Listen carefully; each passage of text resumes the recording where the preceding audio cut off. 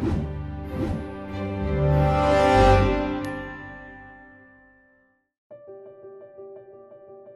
Everyone, welcome to Bright Gen Education. आज हम लोग एक इम्पॉर्टेंट आंसर करने वाले जो कभी कभी 4 मार्क्स के लिए भी आता है और कभी कभी 8 मार्क्स के लिए भी आ जाता है आपके इकोनॉमिक्स के पेपर में। वो है डिटर्मिनेंट्स ऑफ डिमांड। डिटर्मिनेंट्स यानी कि फैक्टर्स जिनके वजह से डिमांड या तो कम या ज़्यादा होती है। तो लेट्स सी कि डिटर्मिनेंट्स क्या होते हैं। पहला जो डिटर्मिनेंट है दैट इज प्राइस। प्राइस की वजह से डिमांड इफेक्ट होता है। मान लो हम लोग एक अनाज की बोरी लाते हैं, गेहूं की बोरी है, वो 100 रुपये में हमें 5 किलो मिलती है, ठीक है। अगले महीने में उसी बोरी का भाव 1000 रुपये हो गया, तो क्या आपको लगता है हम लोग उतनी ही डिमांड करेंगे क्या? नहीं, हम लोग डिमांड कम कर देंगे। क्यों? क्योंकि प्राइस उसका बढ़ गया। इसका उल्टा, अगर उस गेहूं की बोरी का भाव 50 रुपये पे आ गया तो हम हमारी डिमांड बढ़ा देंगे। इसी का मतलब जो प्राइस है, प्राइस और डिमांड जो होती है उनका आपस में कनेक्शन तो है, बट उनका रिलेशन आपस में कैसा है? इनवर्स रिलेशन है। यानी कि जब प्राइस बढ़ेगी तब डिमांड कम होगी, वेरास प्राइस जब कम होगी तब डिमांड बढ़ जाएगी। नेक्स्ट जो डिटर्मिनेंट है वो हमारा इनकम है।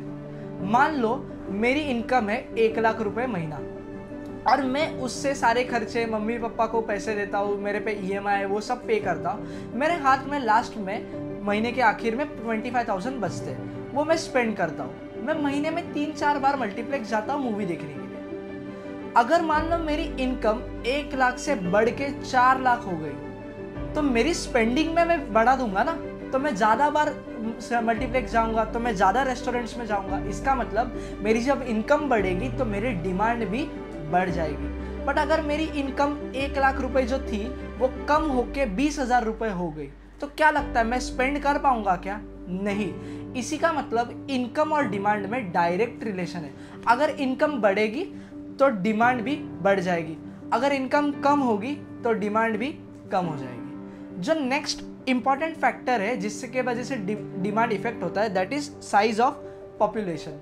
मान लो छोटे बच्चों की कपड़े की डिमांड फिलहाल बढ़ रही है क्योंकि उनकी बर्थ रेट ज़्यादा है, पॉपुलेशन ग्रो हो रहा है, इसलिए छोटे बच्चों की जो कपड़े की डिमांड है वो बढ़ रही है। अगर थोड़े साल बाद छोटे बच्चों की पॉपुलेशन ग्रोथ अगर कम हो गई तो क्या लगता है उनके कपड़े की जो डिमांड है वो बढ़ेगी या कम होगी? कम होगी।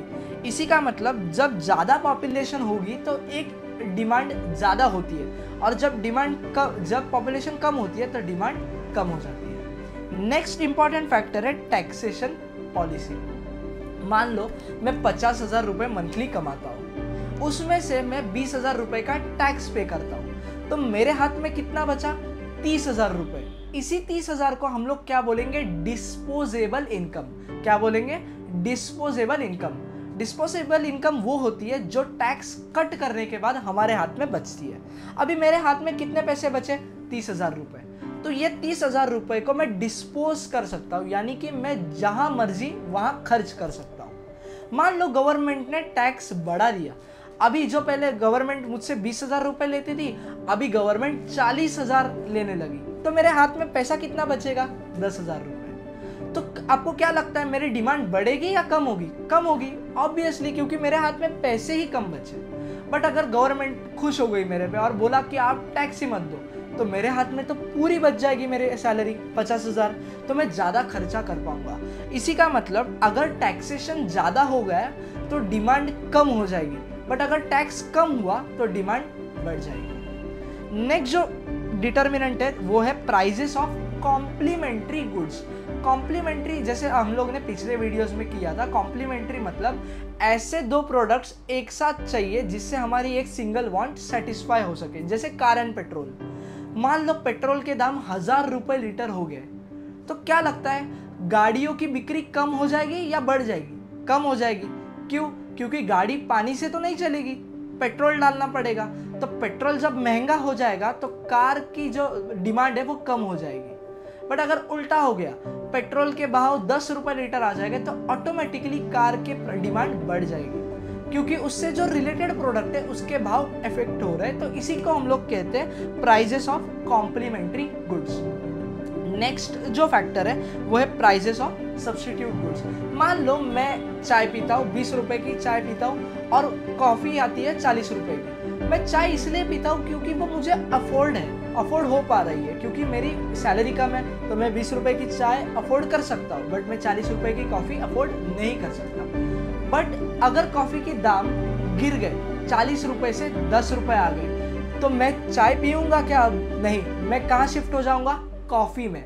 तो इसी का मतलब अगर एक सब्स्टिट्यूट गुड्स की डिमांड कम ज़्यादा होती है, सब्स्टिट्यूट गुड्स का प्राइस कम ज़्यादा होता है, तो वो अपने पीयर या अपने कॉम्पिटिटिव प्रोडक्ट को भी अफेक्ट करता है। जैसे कि चाय का भाव अगर बढ़ गया तो कॉफ़ी की डिमांड बढ़ जाएगी। नेक्स्ट है फ्यूचर एक्सपेक्टेशंस।